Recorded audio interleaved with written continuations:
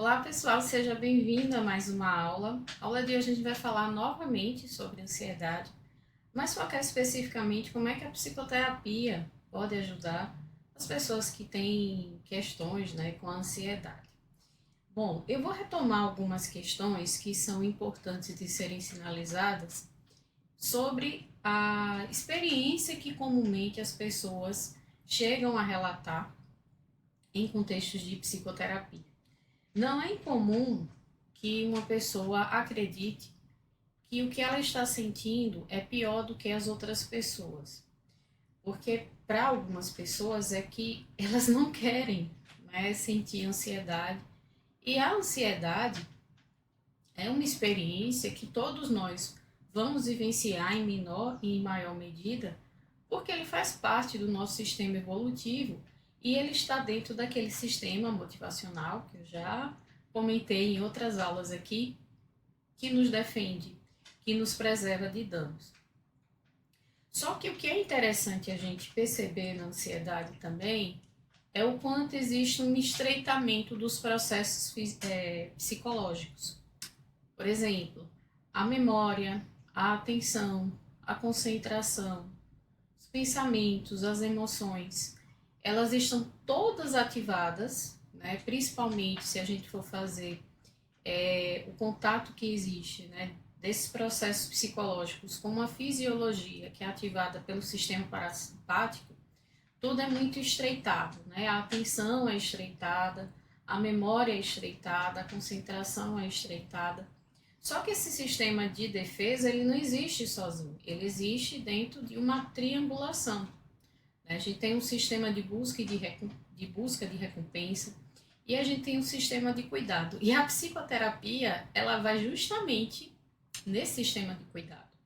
Porque na medida que a gente, enquanto profissional da psicologia, passa pelo processo de ofertar um tipo de psicoeducação experiencial, no sentido de trazer acolhimento, aceitação incondicional, de desconstruir, certas questões que envolvem ansiedade, que muitas vezes a pessoa chega na psicoterapia, isso já vai ajudar a pessoa a diminuir um pouco esse sistema de alerta e a entrar em contato com o sistema de cuidado. Porque toda vez que um sistema motivacional está muito exacerbado, os outros, eles em alguma medida, eles vão sofrer consequências.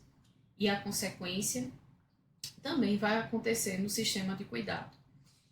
E aí, gente, além dessa questão da psicoeducação experiencial, ou seja, da pessoa experimentar uma nova maneira, um estilo mais saudável de cuidado, e aí cada psicoterapeuta, de acordo com a sua abordagem, vai trazer isso, é muito importante que você desenvolva a consciência corporal.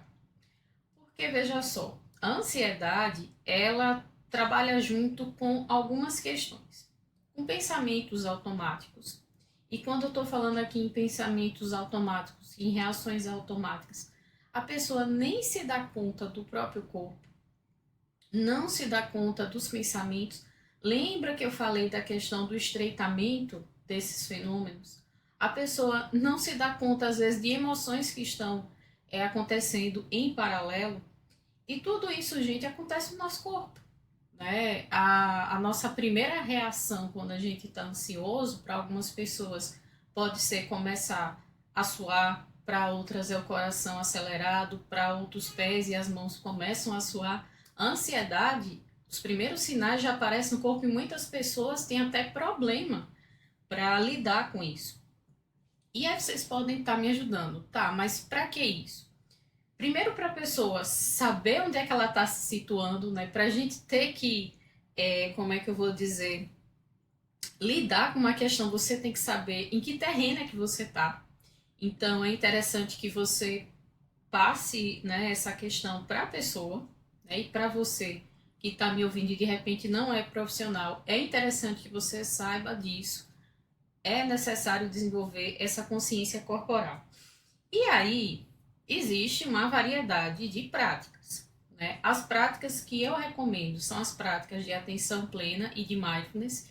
E aí, é interessante, novamente, que o psicólogo ele saiba se a prática é adequada para aquele momento, porque pode ser que a ansiedade esteja associada a um momento de luto, a um momento de perda, a um momento de violência que a pessoa vivenciou, e aí tem que ter um certo cuidado. Mas consciência corporal ela não se desenvolve apenas pelo mindfulness. Pode ser uma atividade física, pode ser um outro estilo de meditação, né, já que a atenção plena é um estilo de meditação, mas não se restringe só a isso. Você pode também recomendar outros tipos de práticas, existe o Tai Chi, enfim. E em acordo com a pessoa, de nada adianta você ter uma recomendação e a pessoa, o estilo de vida da pessoa não for adequado àquilo. Então, é algo que vai ser colocado na psicoterapia. E aí, né, ao longo da psicoterapia, é trazer essa consciência do momento presente, porque a ansiedade, né, eu acho que você já deve ter ouvido, é um excesso de futuro, mas é um excesso de futuro porque existe, em paralelo, uma intolerância muito grande à incerteza e a gente tem que explorar, né? Eu digo que é um fiozinho que você vai tirando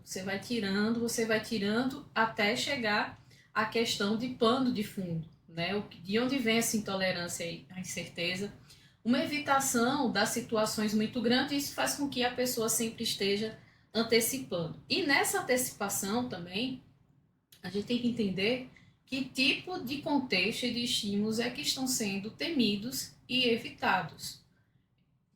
Aí vai ser de acordo com a técnica de cada psicoterapia para trabalhar essas questões. Identificar novamente quais são os comportamentos evitativos e, por fim, né, e eu acredito que é a parte mais importante, depois a gente identificar todo esse terreno emocional de comportamentos, de contexto da pessoa. Isso, gente, vai variar de pessoa para pessoa.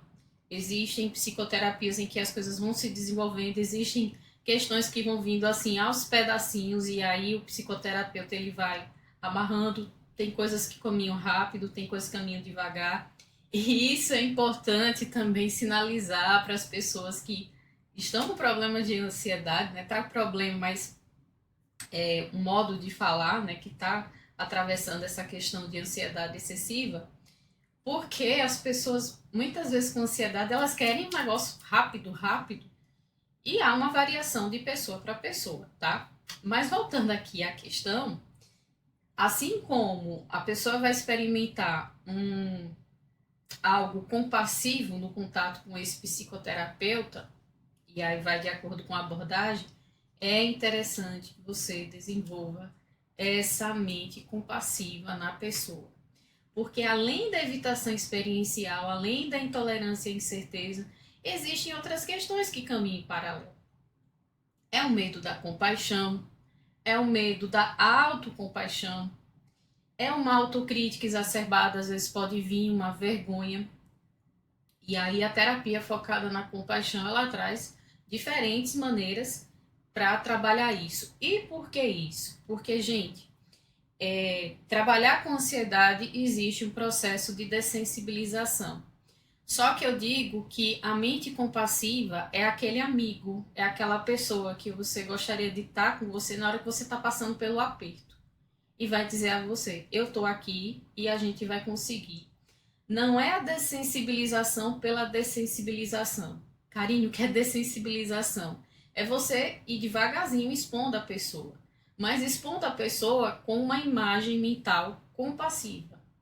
De que devagarzinho ela vai conseguir, que não tem problema. Porque nesse processo vai ocorrer avanços e retrocessos. E a grande questão é que nesse retrocesso, a pessoa com ansiedade vai dizer, não vou melhorar nunca, eu sempre vou ter ansiedade, sei lá, em uma situação X, por exemplo, se eu for pegar um avião, eu vou ficar ansiosa, eu vou ficar ansioso, eu nunca vou melhorar. E nesse processo, né, de enfrentamento da ansiedade, vai existir avanços e retrocessos. E essa imagem mental vai ser muito importante nesse momento de retrocesso. Só que antes da imagem mental, a gente precisa estimular essa mente compassiva, estimulando o quê? o sistema motivacional de cuidado. Gente, a aula que eu trouxe aqui não teve uma pretensão de ser só para profissionais, mas também para você que de repente está experienciando, né, um caso de ansiedade excessiva e que você entenda a importância da psicoterapia, a importância de procurar uma pessoa que possa te ajudar a atravessar esse momento, um profissional especializado, e de como isso é trabalhar. E que, por fim, né, você não é pior do que ninguém. Ansiedade não é fraqueza, ansiedade todo mundo sente e ela é necessária para a gente se proteger. E a grande questão é que você entenda que esse sofrimento, infelizmente, está atravessando a experiência de vida de muitas pessoas na atualidade. Eu espero sinceramente que essa aula tenha sido útil de alguma maneira. Se ficou alguma dúvida, por favor, deixa aqui nos comentários. Se você não é inscrito no canal, por favor, se inscreva e curta, caso a aula tenha sido do seu agrado. A gente se vê na próxima aula. Até mais!